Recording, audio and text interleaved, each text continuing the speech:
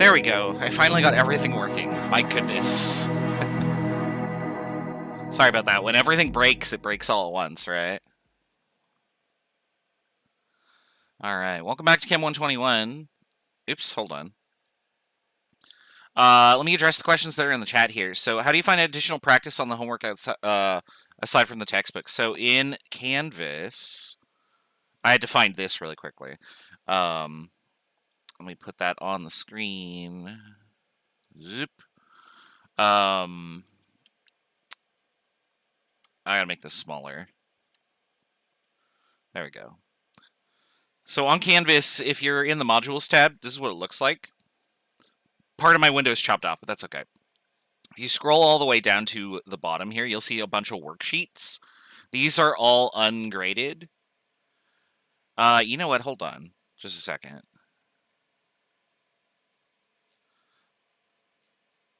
Oh, no, they are here. Okay, cool. Let me just check the other. Ooh, I don't want to... Hold on. I defaulted to the grade book there. I don't want to pop that up with everybody's names in it. I'm just checking something to make sure that you can actually see these. Yeah, it looks like you can. Okay, so in Canvas, if you scroll all the way down to the bottom, you see a bunch of these worksheets. So here's the Chapter 1 worksheet. And so it says due date because I used to assign these in class when we were in person and have people turn them in. It's kind of impossible for you to write on these unless you have a tablet, and not everybody has that. So I don't assign these currently. So ignore where it says due date. And then here are just some example problems that you can do for this chapter. There's one of these for every chapter. And then when you do this, you can then go down. Oh, I got to scroll back down again. Now here's the answer key. And the answer key has all the answers in blue. And so there you go. Some problems, there are like tons of answers possible, and I've given you a few options for answers. I came up with some obvious ones that I could think of, but these are by no means the only answers for some of these more open-ended questions. So that's how we do that. Do we have lab work at the end of the week? Do you do it after lectures? So the way that the labs are going to work is if we go to the syllabus, which I can also do here. So the syllabus has specific dates for each of these labs. Where are the labs? There they are. And so you can see these. So what we're going to do next week, because we haven't actually covered the content to do the lab yet. The first lab is actually a mathematical exercise. If I go to the schedule here, so on week 2, oh, is this correct?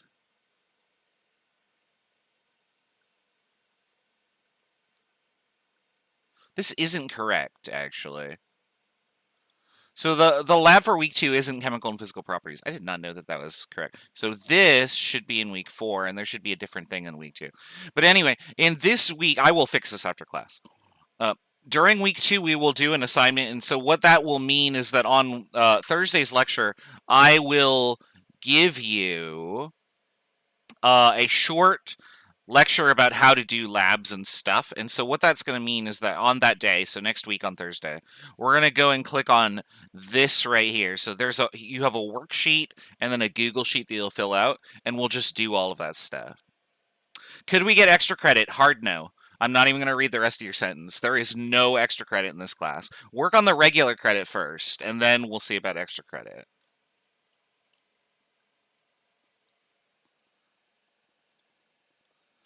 All right, any more questions? Let me know. I need to click around here. There we go. All right, so what we're going to do today, Tuesday, we discussed what matter is and how we could categorize it. Today, what we're going to do is identify different things that we can do to manipulate matter. Are some of the questions on the worksheets, will they appear on tests and quizzes? Yes, absolutely. They may not be recognizable, though. What I do is I try and disguise problems that you have already done in like a veneer of some other appearance. So like, if I give you a problem on a worksheet that says, hey, I have this many grams of I don't know. I have this much stuff. Turn it into a different unit. And then on an exam, I might ask you, hey, I have something that's this long, turn it into another unit. So, like, I might have, like, a television that's, like, 52 inches, turn that into meters. I equate that to be the same problem as my television weighs 492 pounds, turn that into kilograms. It sure doesn't, but it feels like it. So, because the point of that problem is dimensional analysis and unit conversion. So, those are the same type of problem to me. So, I would say, oh, you did one, you can do this other one. Even though to a student, they would look nothing alike. So, if your question is, I did a question about turning a volume into another volume, will the quiz be on volume to volume? The answer to that is not necessarily. But conceptually, the problem should match up fairly well. You may just not recognize them. All right, let's talk about changes in matter. On the screen are a bunch of different things that we can do with matter. And so some examples of this are, hold on just a second. Did we do this already? I need to check something. Sorry, since it's the beginning of the quarter, all of my classes sort of congeal together, and I don't know where we are in any given point. So let me just zoom ahead here. I'm just looking at what we did. No, we actually, this is the wrong chapter, or this is the wrong class that I'm looking at. Your video hasn't rendered all the way. That's strange to me. Okay, so give me a second. We categorized matter. Okay, interesting. Yeah, for some reason it put my bookmark in the wrong spot. That's what I thought here. So hold on just a second. So we did all of this.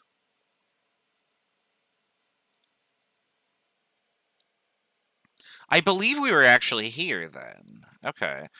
I thought so. This is the screen that I wanted to put it on. Okay. Sorry, sometimes I do that and then I'm like, wait a second, we've already done this. Yeah. There we go. Okay. So we're actually 2 sections ahead. We have already categorized matter. Instead, what we are on now, or I'm sorry, we've already talked about physical versus chemical. We are now on categorizing matter into either a mixture or a pure substance. And then for pure substances, we've got elements and compounds. And then for mixtures, we have homogeneous versus heterogeneous. All right. So on the screen here, what I have is a series of forms of matter that I have described to enough detail that you should be able to identify which of those categories they are. So here are my categories again. So I want you to either assign element, compound, heterogeneous mixture, or homogeneous mixture to each of these things on this page. Now, very important, for each substance that I have listed, if it only has one substance mentioned, that is the only substance. So, for example, in nail polish remover, the assumption is that it is 100% acetone. And then I provided the formula in case you needed that. If I don't mention that, assume it's whatever it would be if you just picked it up off of like a shelf. So, for example, Red Bull, I don't list the ingredients. Whatever the ingredients are in Red Bull, assume that they are there. But if I specify, like, for gravel, sand, rock, and salt, assume that those are the things that are in there. Nothing extraneous. All right, so I'm going to number these. Type your answers in the chat as you get them. And we'll go over the results together in about 5 minutes.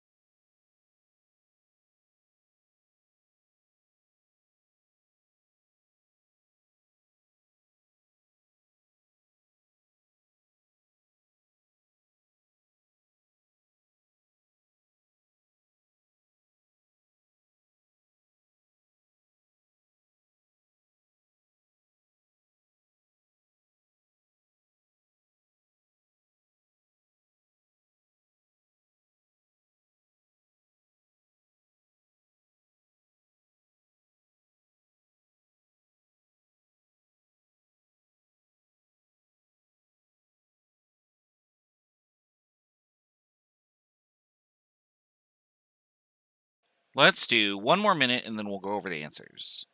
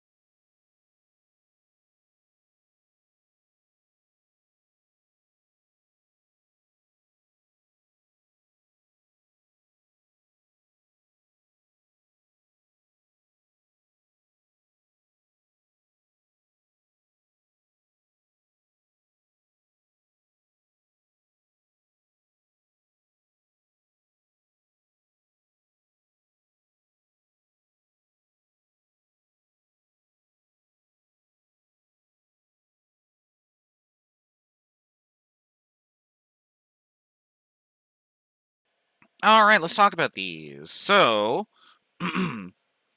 Red Bull energy drink, if you look at the label on Red Bull, or any energy drink really, if you've never had Red Bull or never even heard of it, so Monster or whatever.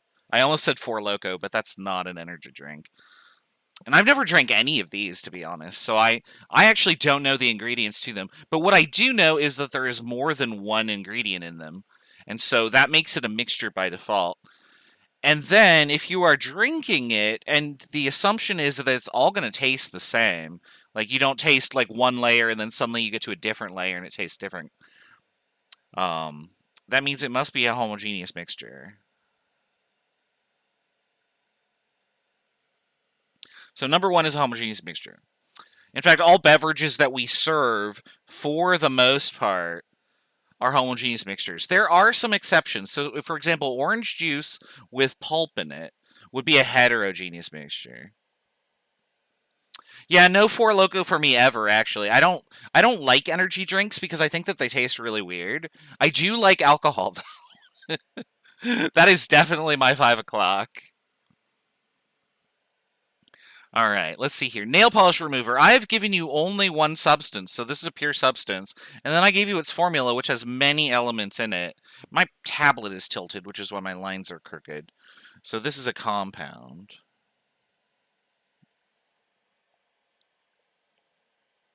Well, Four Loko has like energy drink components in it. Or at least I thought. I don't know. All right. Poorly mixed gravel. So my gravel has these things in it, which means that it's a mixture. And because I haven't mixed it well, because it's mixed poorly, that means that it is most likely a heterogeneous mixture. And you can also predict this because things like rock and salt are very different in terms of their composition and texture. Like, it's hard to get rocks to be fine like sand. Sand and salt you could probably mix pretty well, but rock and salt or rock and sand, that's going to mess things up. You're going to get different chunks of rock in different portions of that sample.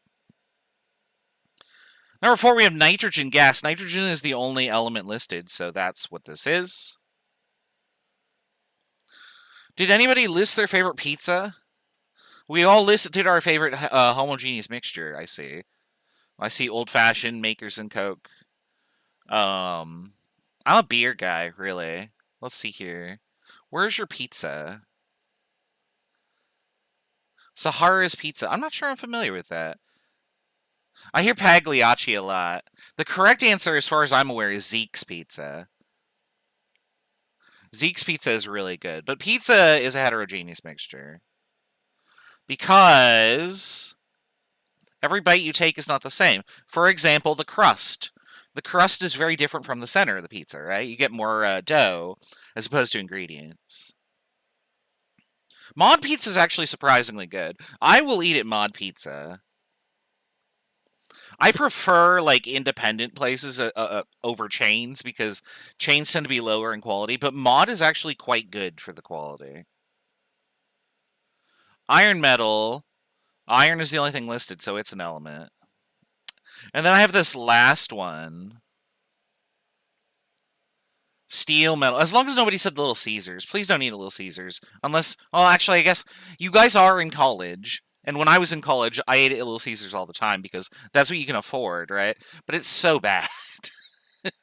Like, I can appreciate how bad it is. The breadsticks, however, are fantastic. I have to give them credit for that, even though they are also probably not great. I still like them. All right. Steel is kind of my trick question here. There's no formula for steel other than you put this much stuff in, you heat it all up, and you mix it together, and then you let it cool. It turns out that even though steel is a solid, it is actually a mixture of all of these elements, and because all the parts of the steel are the same,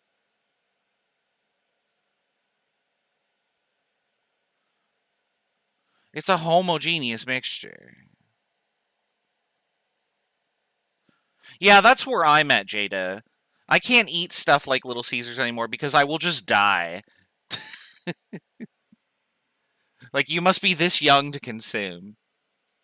All right, more about this solid homogeneous mixture. What steel is it's called an alloy. And an alloy is a mixture of metals. And all alloys are homogeneous mixtures. So this includes things like Damascus steel would be an example of this. So bronze, brass, pewter, electrum, these are all examples of alloys. Stainless steel, for one.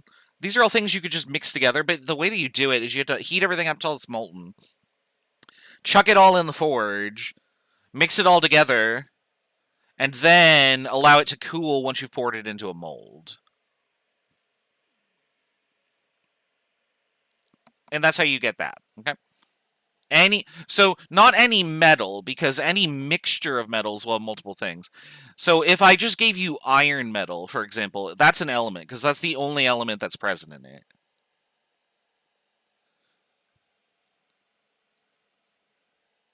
If I gave you just chromium metal, then it would be an element because that's the only element present. But if I give you tungsten steel, which has tungsten and carbon and iron and all sorts of other things in there, then it has to be a mixture.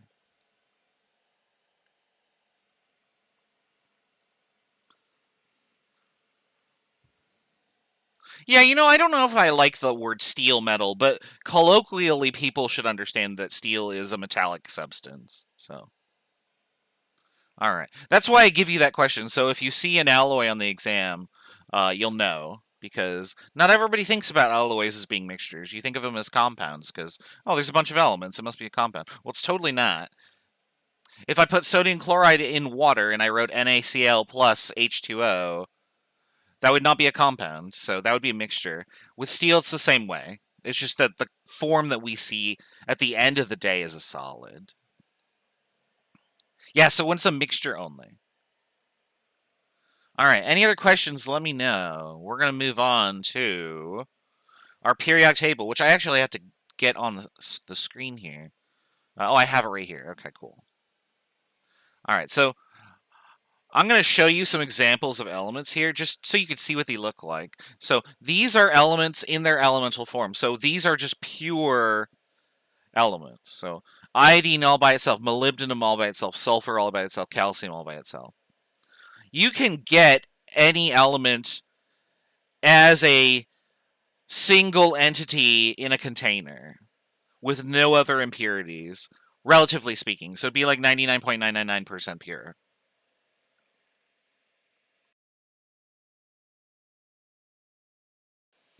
Now, every element has like a picture that is associated with it. And if you go to periodictable.com or ptable.com, I'm going to paste the link in here for you in the chat. So we'll go blop.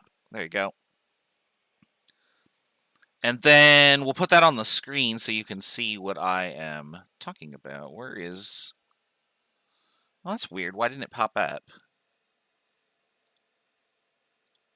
It's literally in the window behind me. Why is it not capturing it? There it is. I don't know why I didn't see that the first time. Boop. All right. We don't really care about the stuff on the left here, but here's ptable.com. This is a list of all the different elements that are known to civilization. And what you can do is you could click around on this, and any element that you click on, all of the properties will appear on the left, and then there's a Wikipedia entry for each one. So if I click on Iridium here, well, now I actually do need the left stuff, so we'll just go over here. It'll give you all sorts of properties. Most of these properties we're not going to care about. So these are mostly engineering properties that we use in engineering chemistry. But things that we are going to care about, we're going to care about all these numbers on here. You're not going to worry about these numbers. Just this number at the top and this number at the bottom we will use in this class. And then if you click on this link, it'll show you what it looks like, in most cases, I believe. And then it'll tell you about it. So, like, iridium was discovered in 1803. All sorts of just information about it. Like, this is just if you're curious. And you want to know, like, oh, what can iridium be used for? I used iridium personally for catalysis in graduate school. I didn't do much with it. I was more of a platinum guy. My buddy, who is also a chemist, did all the iridium work. But, like, I worked with him in the sense that, like, we would discuss, like, each other's chemistry. So I knew what he was doing, but I was specifically doing platinum stuff. Mostly turning platinum into chemical waste. Gee, Wes, you could have had, like, a nice platinum ring. No, instead I put it in a test tube and destroyed it. Alright, so there are lots of elements on the periodic table here. Now, this is the one that I use on paper. So I have this version. It's laminated and it's sitting way over there that I can't reach. You'll notice that there are, like, blank spaces right here in these spots. That's because this image that I had gotten off the internet when I made this slide many, many, many years ago, those elements hadn't either been discovered yet or named. Now we have names for all of the elements up through 118. So those blank spaces are actually a rather modern development within the last 10 years. Do they do anything? No, they're super radioactive and fall apart. So you'll never care about them. Nobody will ever care about them as far as I'm aware. Now, the important part of the periodic table is that you are very careful with reading the names for it. So if I zoom in here, that's not how we zoom. There we go. You can barely read the names on here, but this is good enough. If I asked you to find tin on the periodic table and you were like, oh, Ti, you might notice, oh, wait a second, that's not tin, that's titanium. Tin is actually over here, Sn. Some of the names for the elements are in Latin because the ancient Romans found them first. So things like iron. Iron is not Ir, that's iridium, like we talked about. Iron is Fe, because the Latin word for it is ferrum. Same for, like, sodium. The Latin word is natrium, and so on and so forth. You don't need to know the Latin names for these, obviously. But what you want to be able to do is that you don't get your elements mixed up and go immediately like, oh, phosphorus versus potassium. Oh, they're both P. No, only one can be P. One of them is K. So just be mindful of that as you're looking in the periodic table. What is my favorite element? My two favorite elements are platinum, because I worked with it, and then thorium, because it is named after the Norse god of thunder. I have Nordic in my family, which you can tell from my picture because you can see my beard. I have a very dwarven-style beard. That actually arose because students told me, hey, you should braid your beard. And I was like, you know, I might try that. And then I did, and I was like, wow, I really like this. Let's keep my beard braided. So it's my ancient dwarven heritage, I guess. I don't know. Somewhere between a dwarf and an orc, I guess. That's me. Every element has a symbol, and the symbology is a combination of either one or two letters. For these symbols, we're going to be writing them in the following way. And whenever you type these in, so very important when you type this in the canvas that you follow this convention. If something has only one letter, you capitalize it. If something has two letters, the first letter is capitalized, and the second letter is lowercase. So if you were typing in the symbol for xenon, you would type capital X, lowercase e. If you did this, This is wrong. Likewise, if you did this, where you had like a lower caps E, also wrong. You can't actually do that on Canvas. You can't type lower caps like that.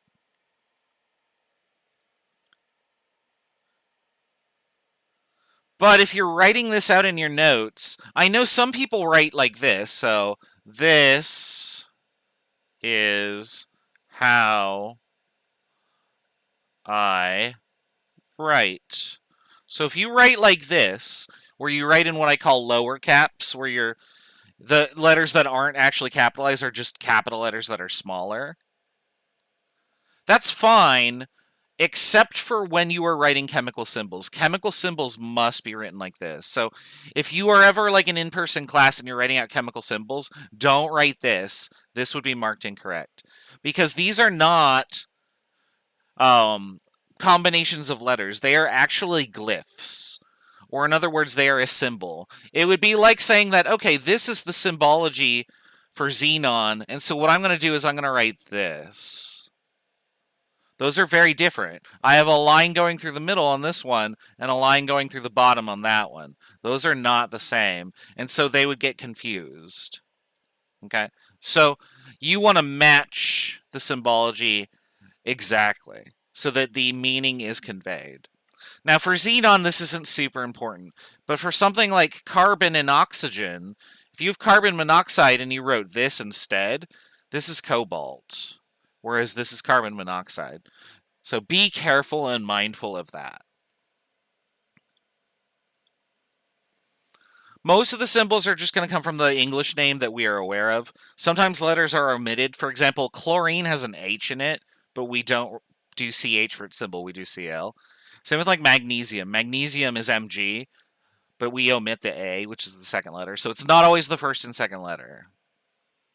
And then other languages have names for elements that we have adopted for their symbol, mostly based on when the element was discovered and who it was known to.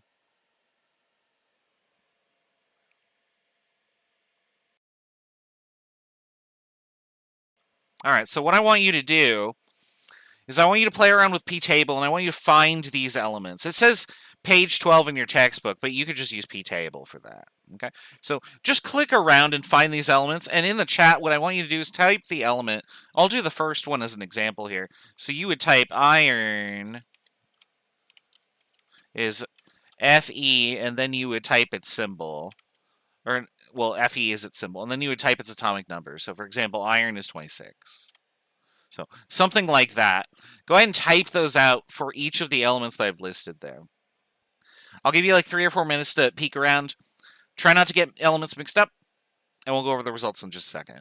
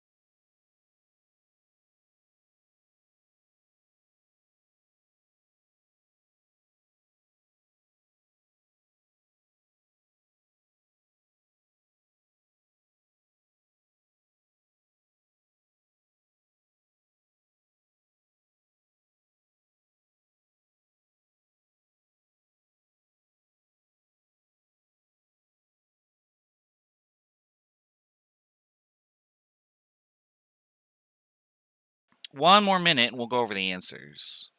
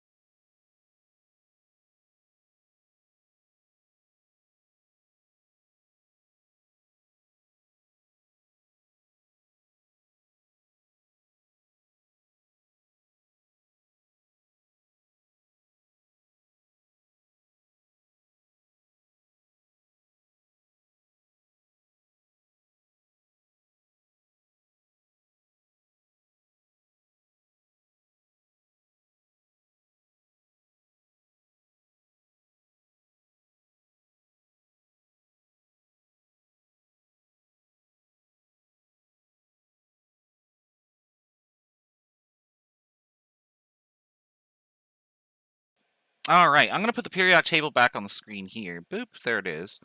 I'm going to cover the chat for this just to make it really big. And then I'm going to find all these elements. So I have them listed on my slide, which you can't see right now. But, so we got iron right here is 26, that's Fe. Lithium's over here, that's 3. Nitrogen is 7. Uranium's way down here at 92. We'll talk about this thing in just a second. Platinum's up here, 78. Platinum being one of my favorite elements. The other element I've worked with is actually uranium. I was a uranium chemist as an undergraduate student. Uranium is radioactive, so I have been exposed to some amount of radiation in doing this, but probably not enough to be harmful because it was depleted uranium. It was uranium-238.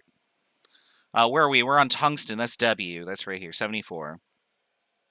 Tin is 50. That's SN. Fluorine's 9. That's F. Sodium's 11. Na. And then phosphorus is 15P. Now, why does the periodic table do this? It's because I'm going to hit this button up here marked wide. I don't know if you could see the button marked wide up there. I got to do that. There we go. And when I do that, this happens. This is what the actual periodic table looks like. Notice how long it is. I can't fit it on the screen. So, when we do this,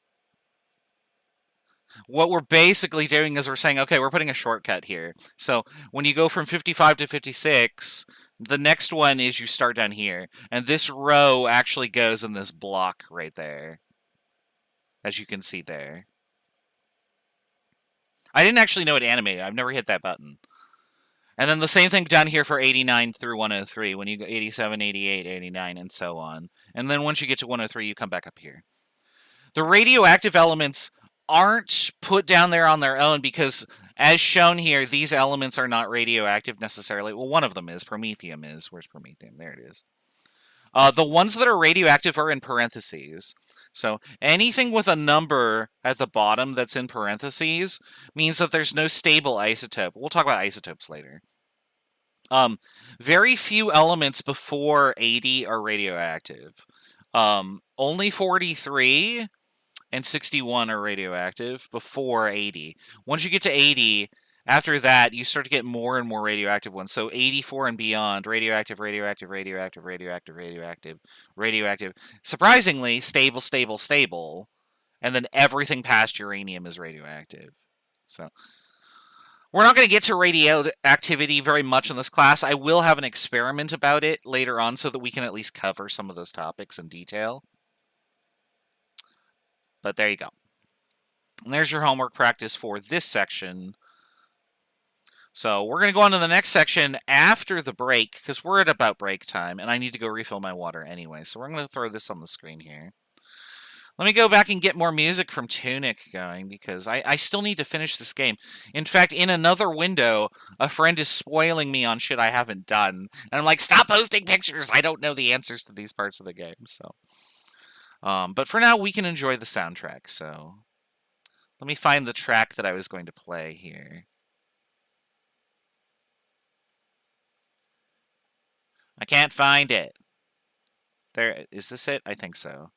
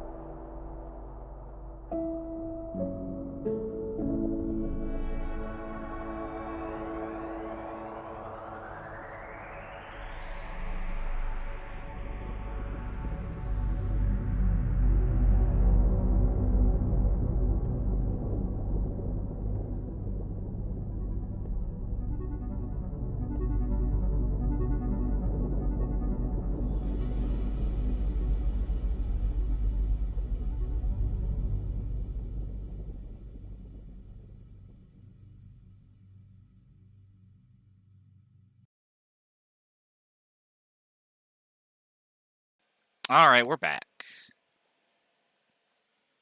Yeah, I hope everybody is enjoying their preview of spring. We're going to be going back to winter for a few days. Please buy the full version of spring to proceed. Download the DLC, I guess, or whatever. All right, I have more seltzer water. This time it's plain. I had lime earlier, and now we're on to plain. We're going to talk a little bit about how we can draw and represent molecules and stuff at the microscopic level, because we can't actually see atoms. But what we can do is we can imagine them, and that's good enough. Is the weather EA? It could be. Who knows, right? It's sure getting to that point where we're going to have to, like, pay to play in, like, not in livable weather. I'm from California. 72 is absolutely not summer. Summer is like 90 plus. So, all right, I'm going to give you a sheet of copper. I don't know why it's like light blue, but it was an easy color to depict.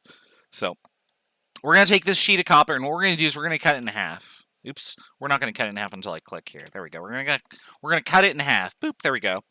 And then we're going to cut it in half again, and again, and again, and again, and again, and again, and we're going to keep doing that over and over and over and over and over and over and over. And eventually what would happen is that you would get down to a teeny tiny piece of copper that if you cut that in half, it would no longer be copper. It'd be whatever made up the copper particle. And we're going to define that single individual speck of copper as an atom. Now, atoms are made of stuff, and we're going to talk about that stuff in a later chapter. But we're going to work on the assumption that something in the copper atom makes it copper. We'll talk about that in chapter 3. There are individual particles in there, and there's some arrangement of particles inside our copper atom that uniquely identifies it as such. Now, because we didn't do chemistry, cutting this into multiple pieces, each progressively smaller and smaller and smaller, would be an example of a physical process here. But if we went to the next step, which would be to cut the copper atom in half, it would no longer be copper. That would be chemical question mark change if we did that. It would actually be a nuclear reaction if we did that. But for our purposes, chemical is close enough because we've changed its formula.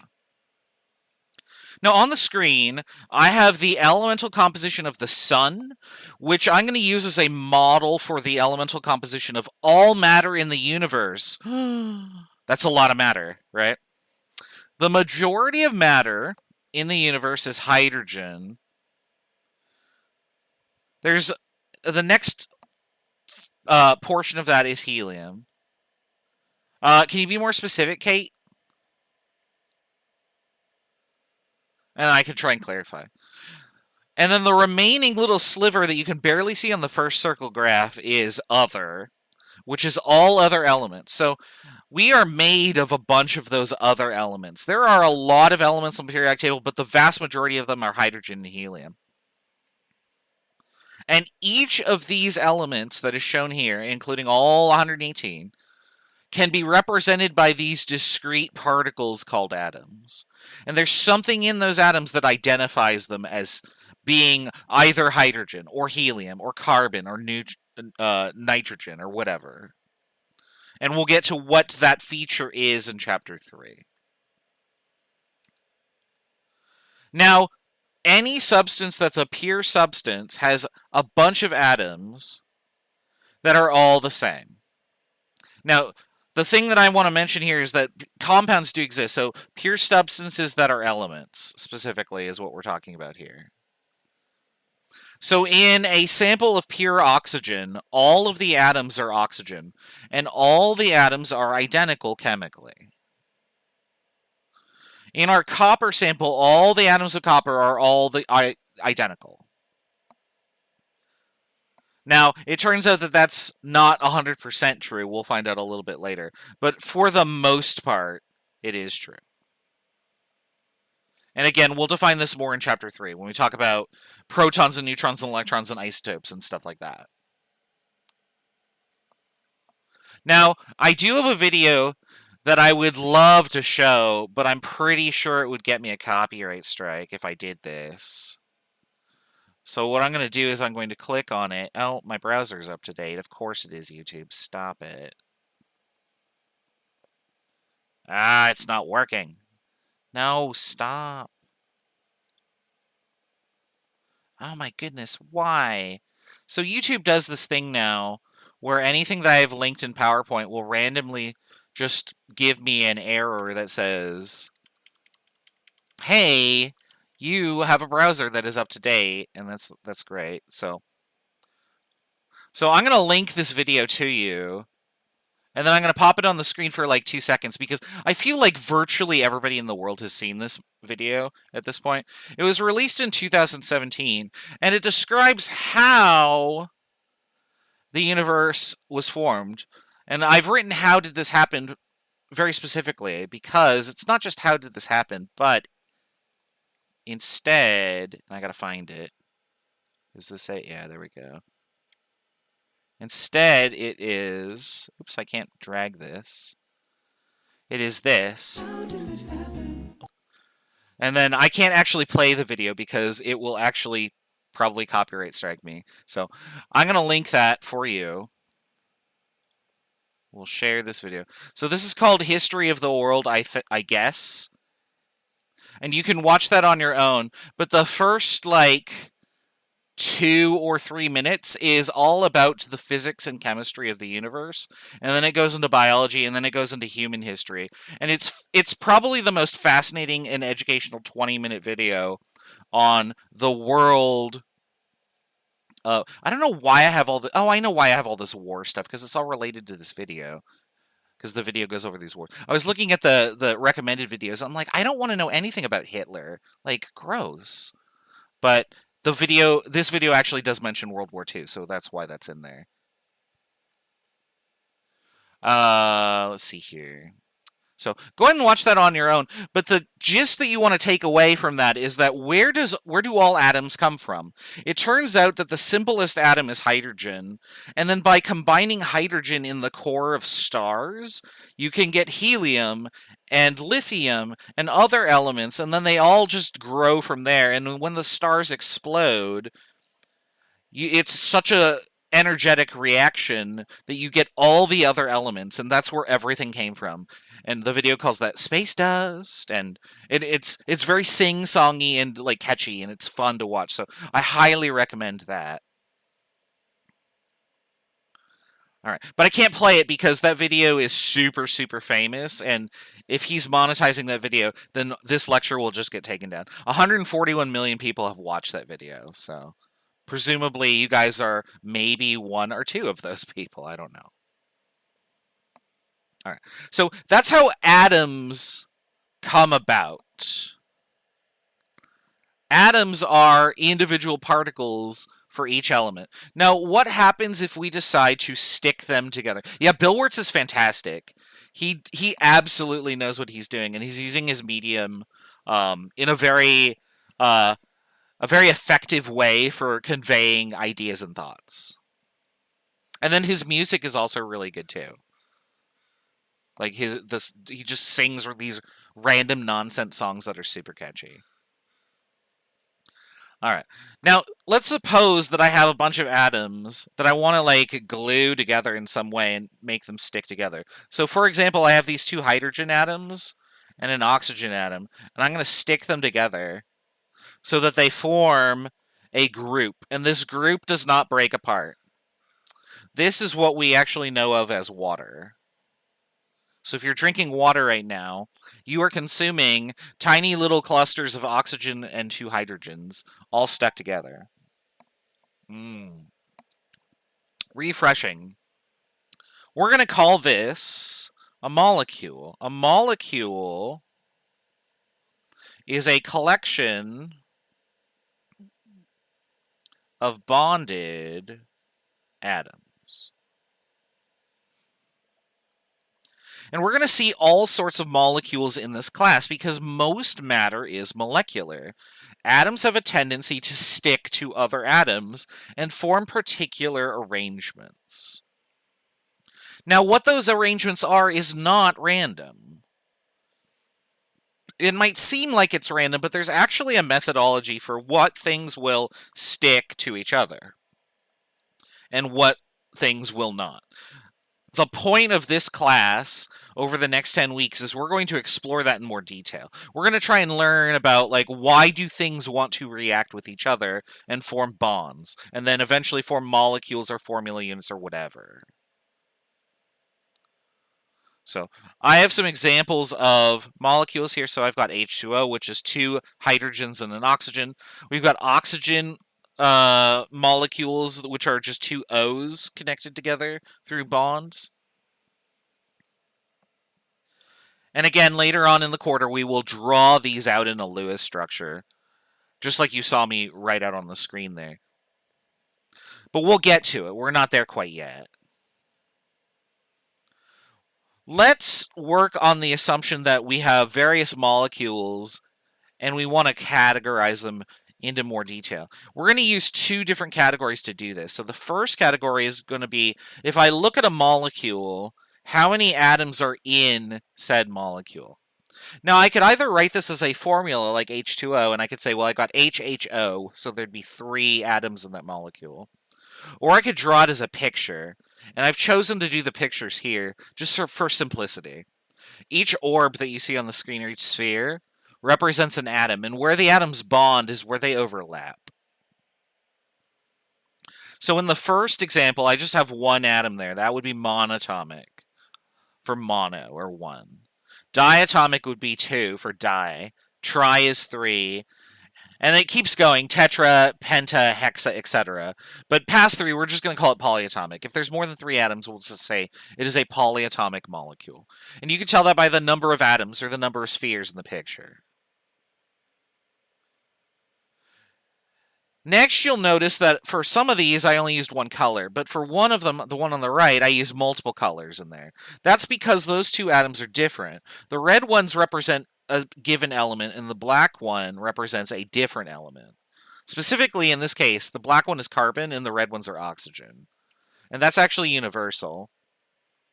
However, for our purposes, since we don't really know that yet, we're just going to refer to them as, they're different elements. So whatever the black one is different than the red ones attached to it.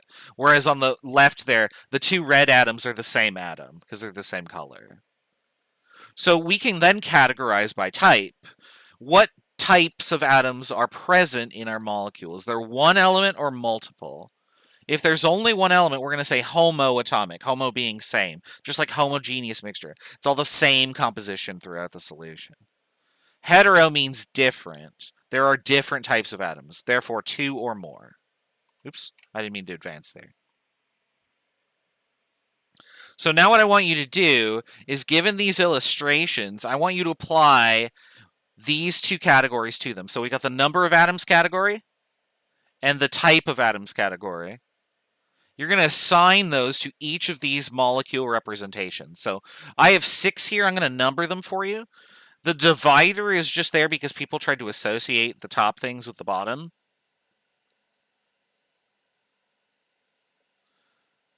But these are intended to be independent molecules. So for the first molecule, whatever that is, those 3 red atoms all bonded together, I want you to tell me, is it monatomic, diatomic, triatomic, etc.? And is it homoatomic or heteroatomic? You're going to take 1 category from each of those, or 1 label from each category, okay? Do that for all 6 of these. We'll go over the answer in about 5 minutes.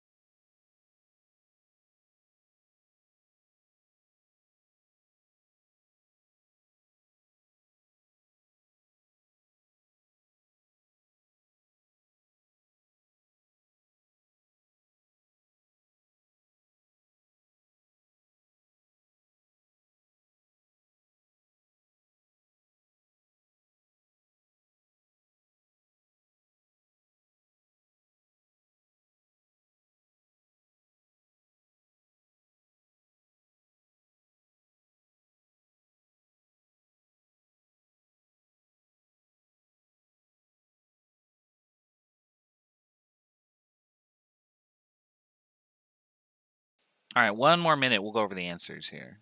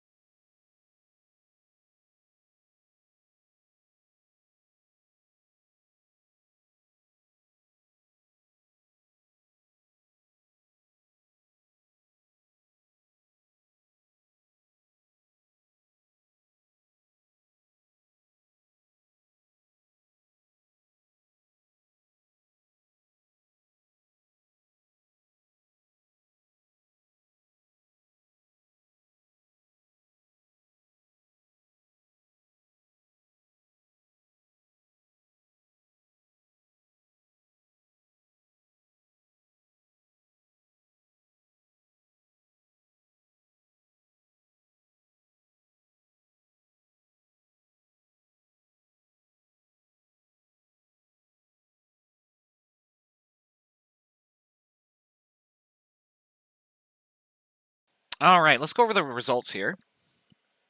All right, so for this first diagram, I have 1, 2, 3 atoms, so that makes it triatomic. And then they're all the same color, so we would categorize this as homoatomic. Oops, hold on. Sorry, some of these lists Google filters out, especially if you write the word homo because it thinks it's a slur. In this particular case, abbreviating it as homo is totally fine, like in the context of our conversation. Number 2, I have 1, 2, 3, 4, 5 atoms. So, since we don't have a word for 5, you could call it pentatomic, but we're just going to call it polyatomic. And then there are 2 different colors, so this would be heteroatomic.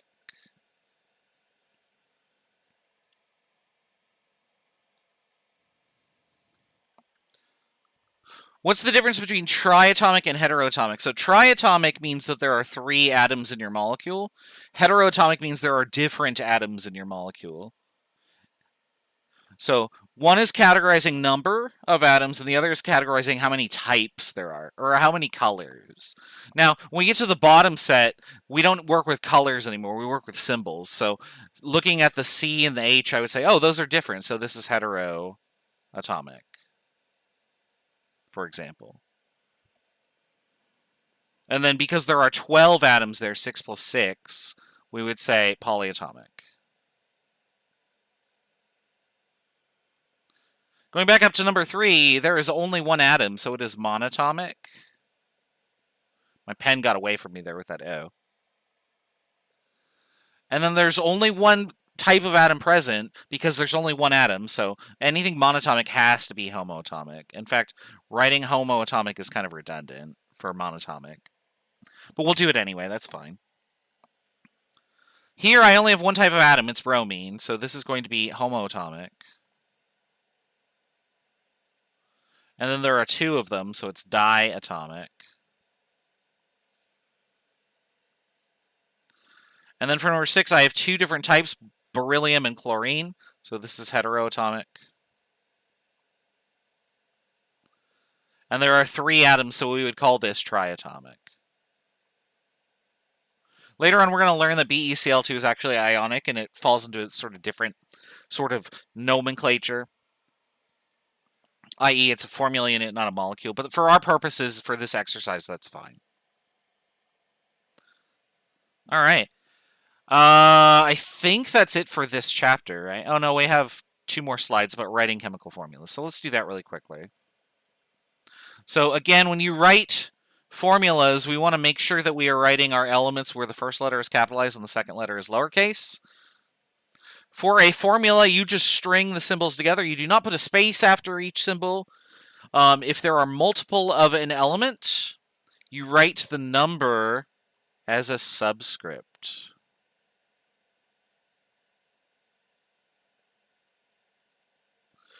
A subscript would mean that the number is slightly below the line and in front of, or I'm sorry, it's following the element that you are indicating. So CuCl2 means that there are 2 chlorine in this molecule.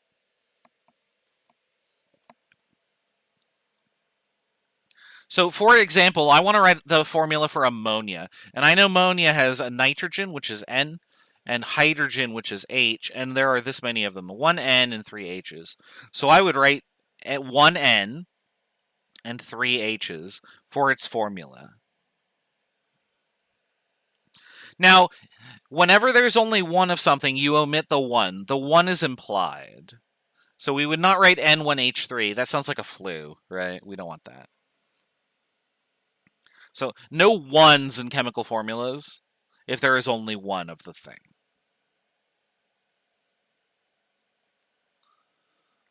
All right. I think the last example I have is just, oh, well, so we could do this one too. So this should actually say diphosphorus pentoxide.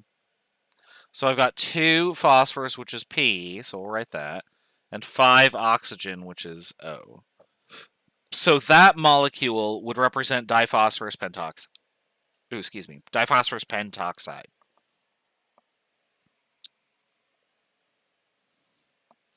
All right, so now that you've seen some general formulas, I'm going to give you these examples here. And these examples are much, much, much more complicated molecules because all sorts of crazy combinations exist. You're going to notice that there are parentheses around here. And what parentheses mean is that if you have a number outside the parentheses, then you have 2 of everything in the parentheses. So if I asked you how many atoms of each type are in calcium hydroxide here, you'd say, well, there would be 1 calcium, but then 2 each of hydrogen. Because I have OH times 2. So when you see this 6 here, this means I have 6 of everything inside these parentheses. So what I want you to do is I want you to count all of the atoms of each type in each molecule and index them for me. What's the reasoning for the ordering of the symbols? We're going to talk about that in chapter, I want to say 5. We are putting them in a certain order. For the most part, it's left to right. There are some exceptions, though. There is a specific property we're going to get to. It's called electronegativity. And we arrange them in order of increasing electronegativity. So what that is nebulous to us right now. We're going to talk about that in chapter 5 when we have more knowledge of what atoms are. So for now, I just want you to count atoms so you can get in the habit of understanding what formulas mean and how to interpret them. So go ahead and do this. I'll give you like 2 or 3 minutes, and we'll go over the answers together in a bit.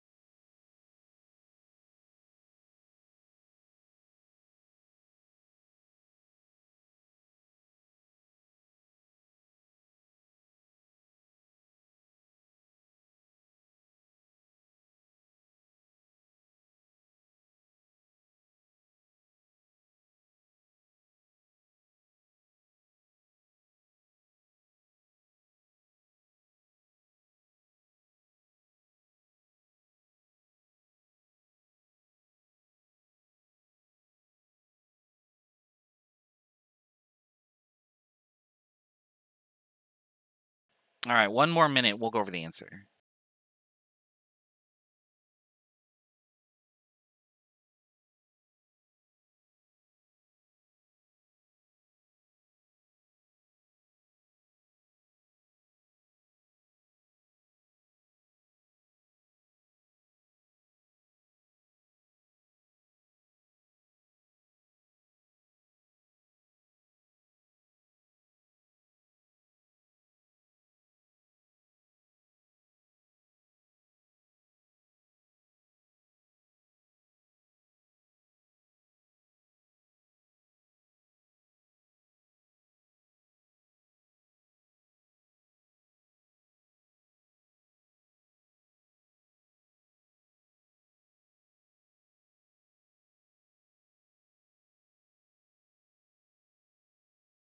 All right, let's go over here to do this. Uh-oh, nothing's there.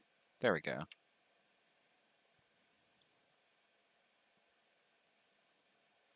We'll just put the formulas on the screen there. That's good enough. All right, so let's start counting these. So for the first one... Oop, I have the wrong pen type out. Hold on.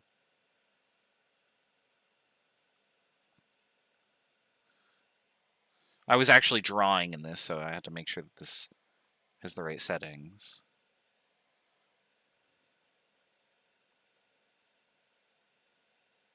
So for this, I could split these all apart, and I could say, okay, well, there are 18 carbon. That's obvious. 21 hydrogen. That's obvious. 1 nitrogen and 3 oxygen. So this first one's very straightforward. We could do that. For the second one, though,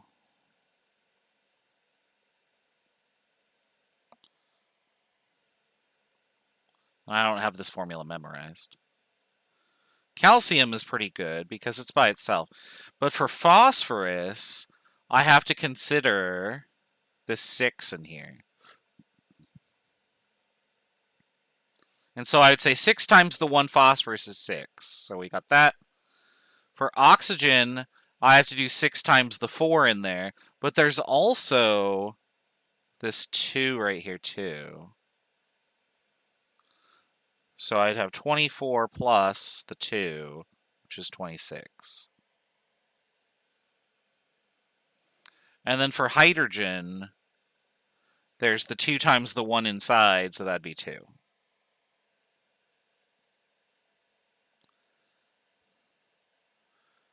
All right. Then we got vinegar.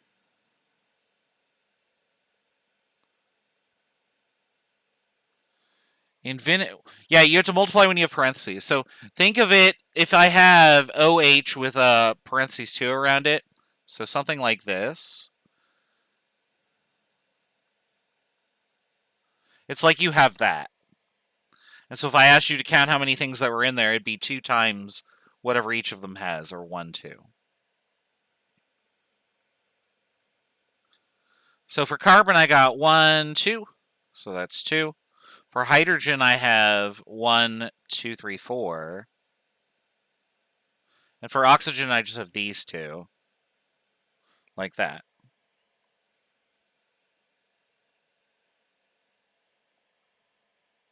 Yeah, you got to remember algebra. Oh, we're gonna get to algebra. That's next week, and maybe a little bit later today. And then what's this last one? This is cisplatin, isn't it? Yeah. Ammonia, right? Yeah. So platinum is 1, chlorine is 2. That's straightforward. And then we got another 2 here on the outside. So each of these quantities is multiplied by 2. So nitrogen would be 1 times 2 is 2. And then hydrogen would be 3 times 2, which is 6. Would be 24 since 4 times 6 is 24. So it is 24 inside there. So there are 24 oxygen. Oops, can you see it? Yeah. So here is 24 oxygens. But I also have this for 2 O's as well. There's an extra 2 there. So the total number of O in the molecule is 26. Why is it not CH3CO2H?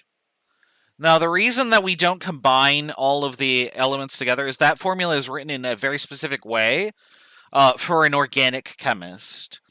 And when we get to chapter 5, you'll see why I would want to write CH3COOH as opposed to C2H4O2. I'm just giving you a bunch of formulas in different ways that they are written. Where did the 2 come from? It's right here. Oh, you can't see that. It's behind my thing. There it goes. Sorry. So I got the 24 oxygen from this oxygen right there, and then 2 more from this one here too, for a total of 26.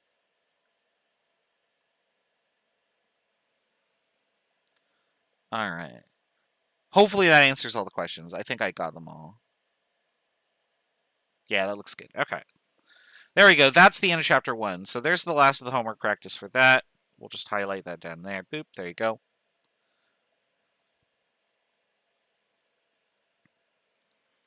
And there we go. So that's the end of the first chapter. There are many more. Hooray.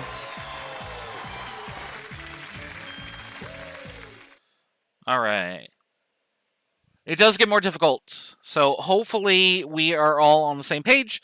If not, make sure you are doing the practice homework and the worksheet so that you can get that foundation, because we're going to be using all that in this upcoming chapter. Why isn't this escaping?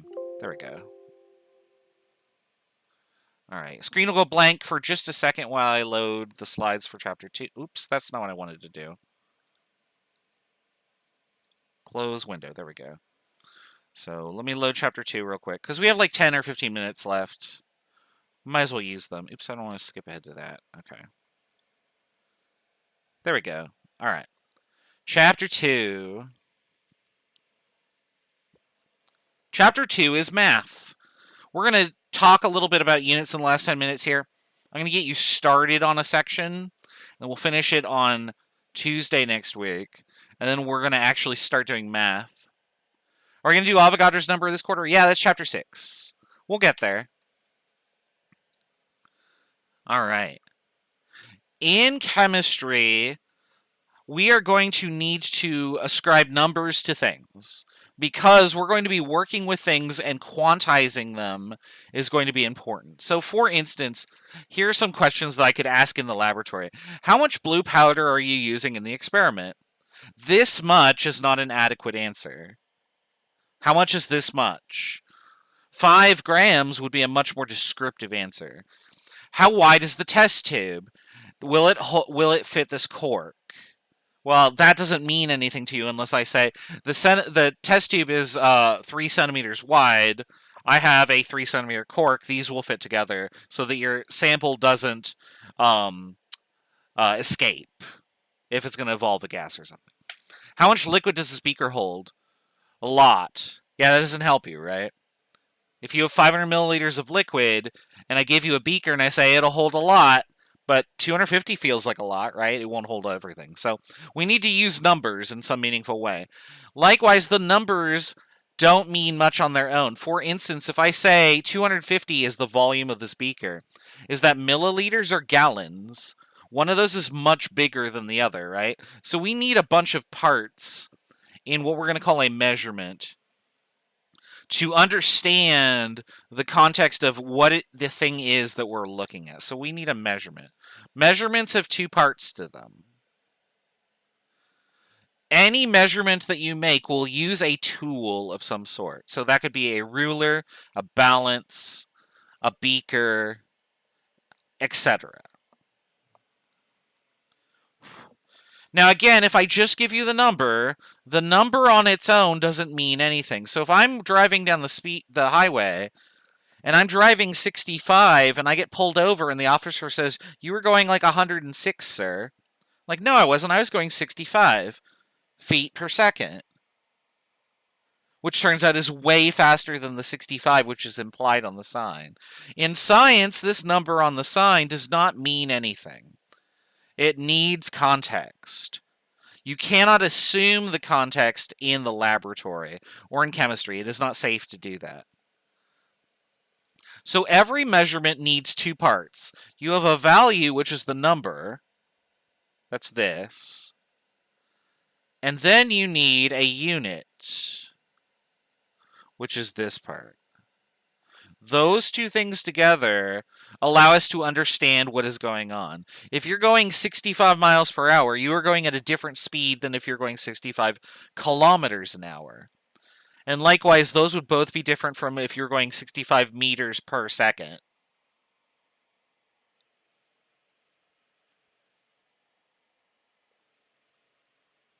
So you need a value and units for every measurement that you make. And it's very important that you write the units, because if you don't write the units, whoever you are passing this information off to will not understand what they are.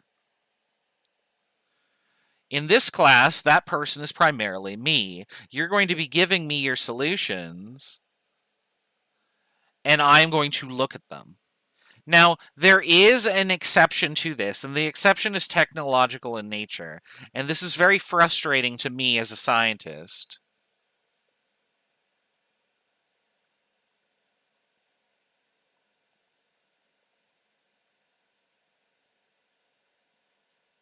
When you are entering a number in Canvas on your quizzes and exams, you're going to see a field that's going to ask for a number to the answer to whatever problem you're working on. So if I asked you, like, I am going 10 miles an hour, how far will I go in 3 hours? Well, it'd be like, oh, 10 times 3 is 30. Okay, so I'm going to put 30 miles in the box. But if you type in miles, it will go error, expected number, and it will ask you to delete your units. So in Canvas, you're only going to be putting numbers. But for anything else on paper or on your labs or whatever, anything that you would like convey information to that is not specifically Canvas, you do want to put the units in there. Okay, so just be mindful of that. All measurements should have a value and a unit, and you don't want to forget the units, but Canvas won't let you input them. There's no way for me to do it, unfortunately, because Canvas is not great when it comes to science problems. So be mindful of that. Don't type your units in an answer unless I explicitly tell you to do so. All right. How do we measure things?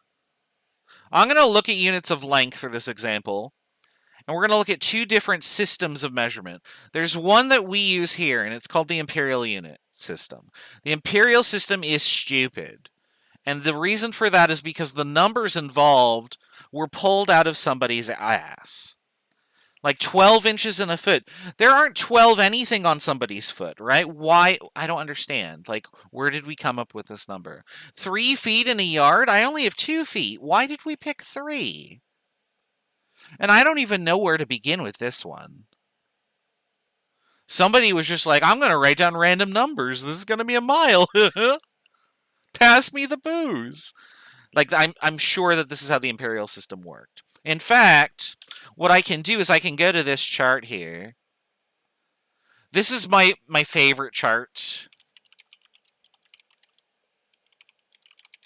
And it is also my least favorite chart. Let me get it on the screen here, because this makes me so angry as a scientist.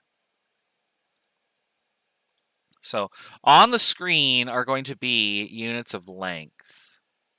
Once I hit this button, there we go.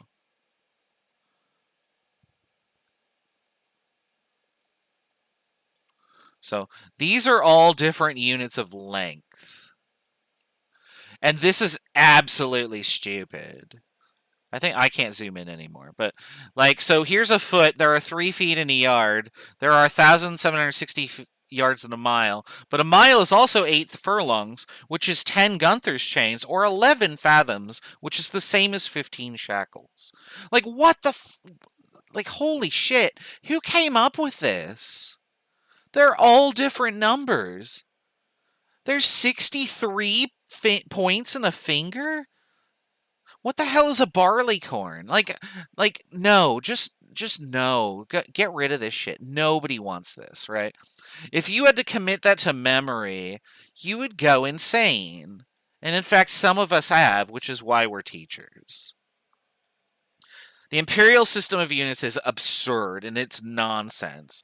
And it doesn't make sense to use it as a scientist because there's just so many things you'd have to commit to memory. So instead, we use what's called the metric system. The metric system is convenient because everything is a power of 10. And all we do is we just multiply by 10 and you get the next unit. And then because multiplying by 10 is often not enough, after a while we just start multiplying by 1,000. And that will get us to the next unit. And then we just have names for each of these units. So, for instance, if I want 1,000 of something, I call it kilo. If I want 1,000th of something, I call it milli. If I want 100th of something, I call it centi. And so on and so forth. And so these are all going to be reflections of a standard unit. In this example, the standard unit is the meter, which we're all familiar with because oops, I don't know what's happening here. This is a thing that's going on. Let me get rid of that. The standard unit that we're using here is called the meter, and everybody knows what a meter is because you've seen a meter stick. It's just a little longer than a yardstick.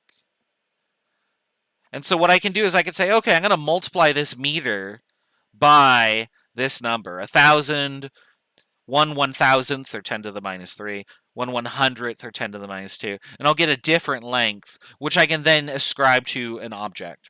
For example, I would measure my height in meters, but I would not measure the height of, say, the atmosphere in meters. That's too many. I would measure it in kilometers instead. That's easier to conceptualize. Nor would I measure the distance between I'm trying to think of something that's between. I would not measure the length of, say, or the width of like a blade of grass in meters. The meter is way too big. I'd use something smaller, like a centimeter or a millimeter. So these are flexible units because we can change the prefix on them. And they're all powers of 10, so we can easily commit them to memory. All right. Now, there are imperial to metric conversions that are in your textbook. You can also Google these. So if you type in like how many feet are in a meter, Google will tell you. Don't commit those to memory. They're not worth it because there's so many decimals involved.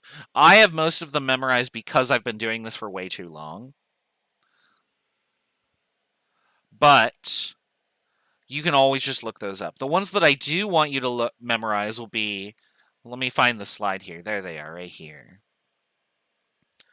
Now, on Tuesday when we come back, because we're out of time for today, we're going to talk about how to use these in context and what these numbers represent. So the short version is that if I have one of these things, so if I have a decimeter, for example, that's going to equal this many meters, 10 to the minus 1 meters. If I have a nanometer is equal to this many meters. And so on and so forth. So look over this chart. This chart is worth memorizing. The ones that are in red in an in-person class I would expect you to memorize. This is online, though, so you can refer to it whenever you need to. I'm going to put this marker back on the page that we were on, and that's where we'll start next time. So I do want to thank everybody for coming out to the lecture. Nothing is formally due yet, so don't worry. There's actually, no, I will be putting up quiz number 1, so I will assign quiz number 1 after class. Since we're done with chapter 1, quiz number 1 will appear tonight. The due date for the first quiz is next week. So quizzes are due 1 week after we have finished the chapter. We finished chapter 1, so quiz number 1 will be due next Thursday. That will pop up on Canvas tonight when I have a chance to go put it up there. And then all the rules for quizzes apply. It'll cover all the problems that we did in lecture, as well as any textbook problems that are available. So make sure you get the textbook and are doing those practice problems, and also the worksheet. That's all I got. Have a wonderful weekend. Make sure you do quiz number 1 at some point before the next week. And we'll see you on Tuesday. Take care. Enjoy the sun.